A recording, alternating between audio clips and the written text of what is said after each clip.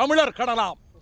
இந்த கடலில், இந்த கடல் அலைகளின் அருகாமையில் தாய் தமிழகத்தில் பத்திரி தெய்வம் கண்ணகியின் சிலைக்கருகிலே இது 6வது ஆண்டு நினைவேந்தல் நிகழ்ச்சியிலே என்னுடைய அருமை தம்பி மே 17 இயக்கத்தினுடைய திருமுருகன் காந்தி அவர்களும் மே 17 இயக்கத்தினுடைய சகாக்களும் ஆண்டுதோறும் இந்த கடற்கரையில் தமிழர்களின் உள்ளத்தின் தணலை தெரியப்படுத்துவதற்காக இந்த அலைபாயும் கடலுக்கப்பாலே நமது தொப்புள் கொடி உறவுகள் கொல்லப்பட்டார்களே, அந்த படுகொலைக்கு நீதி கேட்பதற்காக, இனக்கொலை புரிந்தவரை கூண்டிலே நிறுத்தி தண்டிப்பதற்காக, சூளுரை மேற்கொள்வதற்காக இங்கே திரளுகிறோம். இது சபதம் ஏற்கிற நாள். கொட்டப்பட்ட ரத்தத்தின் மீது சபதம் ஏற்கிற நாள். குருதியின் மீது சபதம் ஏற்கிற நாள். சுதந்திர தமிழீழம் ஒன்றுதான் தீர்வு. கடந்த ஆண்டும் நாடாளுமன்ற தேர்தல் முடிவுகளில் இதோ என் அருகிலே இருக்கக்கூடிய கணேசமூர்த்தியும் நானும் தோற்ற 24 மணி நேரத்தில் முள்ளிவாய்க்கால் நினைவேந்தல் நிகழ்ச்சியிலே கலந்து கொண்டு விட்டு இதே கடற்கரைக்கு நாங்கள் வந்தோம். அப்பொழுது நாங்கள் நரேந்திர மோடியோடு நாங்கள் தேர்தலை கூட்டணி வைத்திருந்தோம். ஆனால் அவர் பதவியேற்பு நாளில் கொலைகாரன் ராஜபக்சே கூண்டிலே நிறுத்தி தண்டிக்கப்பட்டவரை அழைத்து வருகிற மாபாதகத்தை செய்கிறீர்களே என்று அவருக்கு எச்சரிக்கை செய்துவிட்டு தமிழன் நாதியற்று போய்விடவில்லை, எங்கள் மான உணர்ச்சி செத்து போய்விடவில்லை என்பதை காட்பதற்காக தலைநகரிலே டெல்லியிலே அவர் பதவி ஏற்கிற போது நாங்கள் கருங்குடி ஆர்ப்பாட்டம் நடத்தி கைது செய்யப்பட்டு அவர் பதவியேற்றுக் கொண்டிருந்த பொழுது நாங்கள் காராகிரகத்திலே அடைக்கப்பட்டோம். எங்கள் லட்சியம் சுதந்திர தமிழீழம். எங்கள் லட்சியம் கொலைகார ராஜபக்சே கூட்டம், இந்த படுகொலைக்கு காரணமான கூட்டம் கூண்டில் நிறுத்தப்பட்டு தண்டிக்கப்பட வேண்டும். அங்கே தமிழர் தாயகத்திலிருந்து இராணுவமும் போலீஸும் முற்றாக வெளியேற்றப்பட வேண்டும். என்றும் படுகொலைகள், பாலியல் வன்முறைகள் தொடர்கின்றன.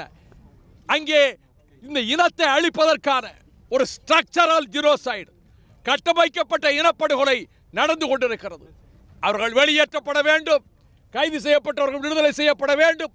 ஒரு பொது வாக்கெடுப்பு, ரெஃபரண்டம் ஐநா மேற்பார்வையிலே நடத்தப்பட வேண்டும். மனித உரிமை கவுன்சிலிலும் நீதி கிடைக்கவில்லை. மார்ச்சிலே கூட வேண்டிய கூட்டத்தை சதி செய்து வல்லாதிக்க அரசுகளின் சதியால் அது செப்டம்பருக்கு நாங்கள் தள்ளி வைக்கிறோம் என்றார்கள்.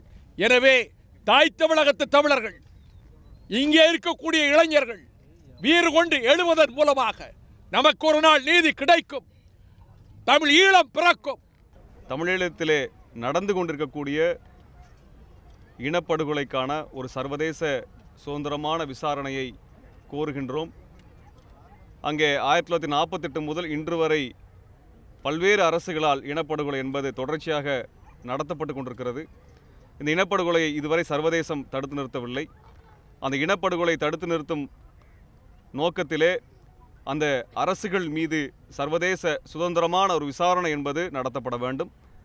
மிக முக்கியமான கோரிக்கையாக, மைய கோரிக்கையாக தமிழீழ மக்கள் நிறைவேற்றிய வட்டுக்கோட்டை தீர்மானத்தின் அடிப்படையிலான சுதந்திரமான தமிழீழ தேசம் என்கின்ற அந்த நாட்டை விடுதலை செய்யும் நோக்கத்திலே ஐநாவினுடைய விதிகளிலே குறிப்பிடப்பட்டிருக்கக்கூடிய பிரிந்து செல்லக்கூடிய உரிமையை அடிப்படையிலே அங்கே பொது வாக்கெடுப்பு நடத்தப்பட்டு தமிழீழம் என்பது விடுதலை செய்யப்பட வேண்டும் என்ற கோரிக்கை இந்த தருணத்திலே நாங்கள் இந்த கடற்கரையிலே நாங்கள் முன்வைக்கின்றோம். இந்த 6ஆம் ஆண்டு நினைவேந்தலிலே இந்த 2 கோரிக்கைகள் மையப்படுத்தப்பட்டிருக்கின்றன. அது மட்டுமல்லாமல் இந்த இனப்படுகொலையிலே சம்பந்தப்பட்டிருக்கக்கூடிய இந்திய அரசு அதிகாரிகள் மீது விசாரணை நடத்தப்பட வேண்டும். இந்திய அரசின் மீதுமான ஒரு விசாரணையை மேற்கொள்ளப்பட வேண்டும் என்ற ஒரு கோரிக்கையை நாங்கள் முன்வைக்கின்றோம். இந்த இனப்படுகொலையிலே இலங்கை அரசு மட்டுமல்ல, இந்திய அரசும், அமெரிக்க அரசும், இங்கிலாந்து அரசும், ஏனைய அரசுகளும் இதில் பங்கெடுத்திருக்கிறார்கள். அவர்கள் மீதும் ஒரு சர்வதேச சுதந்திரமான ஒரு விசாரணை என்பது நடத்தப்பட வேண்டும் என்பது எங்களது கோரிக்கை.